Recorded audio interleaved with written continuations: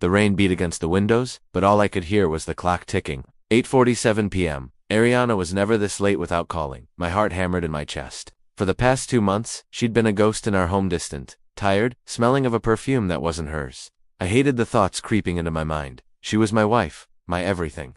Now, she felt like a stranger. At 9:03 p.m., a text. It was her. Don't wait up. I'm with Mia. Girls' night. Don't call me. Just that. No, I love you. No, I'm safe. Just don't call me. Something felt horribly wrong. I typed back, okay, be safe. No reply. Then, at 9:50, a voice message from Mia, her best friend. She sounded worried. Daniel, RA, said she's with you. I haven't seen her in days. Is everything okay? The world stopped. She lied. No girls' night. No Mia. Just a lie. I couldn't just sit there anymore. I grabbed my keys and walked out into the rain. I had to know the truth, no matter how much it was going to hurt. The rain was coming down hard, blurring the city lights into long, golden streaks.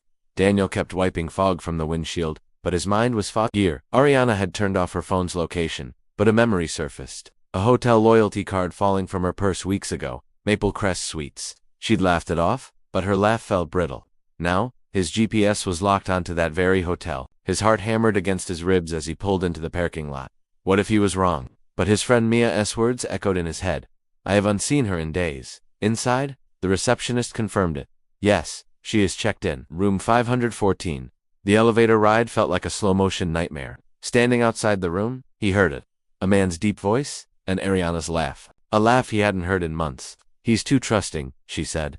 That's why it's easy. Something inside, Daniel shattered. He had to see. He raised a trembling hand and knocked. The voices inside went silent. A chair scraped, then footsteps. My heart was a drum against my ribs. The door cracked open. It was Ariana, in a silk robe I'd never seen. Her eyes widened. Daniel. Behind her, a shirtless man appeared. Ethan Maddox, her coworker, the one she always said was just friendly. Something inside me shattered. I didn't shout, I didn't cry. I just asked quietly, why? Her face went pale. I can explain. Explain, I whispered. You said you were with Mia. Mia hasn't seen you all week. So tell me, who are you tonight? She looked away, and the silence was louder than any confession. Finally, she whispered, I'm sorry. I nodded. Okay, tonight, you made your choice. Tears streamed down her face. Daniel, please. I raised a hand. No, you chose him, so I'm choosing myself. I turned and walked away, my footsteps echoing down the hall. I didn't look back. Daniel drove home. The silence in the car as heavy as the pain in his chest. He walked into the house they built together, but it felt like a stranger's home now. Her jacket still hung by the door, a ghost of their life before.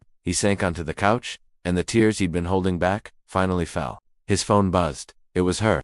Daniel, please don't leave. Please, I made a mistake. Then another message. He doesn't mean anything, I swear. I thought you didn't love me anymore. He let out a broken laugh. She thought he didn't love her, so she found someone else. A knock on the door broke the silence. He opened it to find Ariana drenched from the rain, her eyes red. Daniel, she whispered, stepping forward. He stepped back. Please, she cried. I'll do anything. He looked at his wife, his betrayer, Ariana. I can't be the person you hurt when you're confused. You're my home, she sobbed, falling to her knees. He shook his head, the words catching in his throat. No, home shouldn't break you. Ariana cried until her voice cracked, until her hands shook, until her breath turned into painful gasps. Daniel stood in silence, the man she betrayed now becoming the man she begged. Finally, she whispered, I planned tonight, but not like this. I thought he cared. I thought you didn't. I was wrong. So wrong. Daniel looked at her, his eyes full of exhaustion. You planned everything, he said. Just not the part where I showed up. Ariana lowered her head. Daniel, please, don't leave me. He exhaled shakily. Ari, he said gently, I didn't leave you. You left me long before tonight. Silence filled the room, heavy with broken promises. Daniel walked to the door and opened it. Her voice cracked. Where are you going?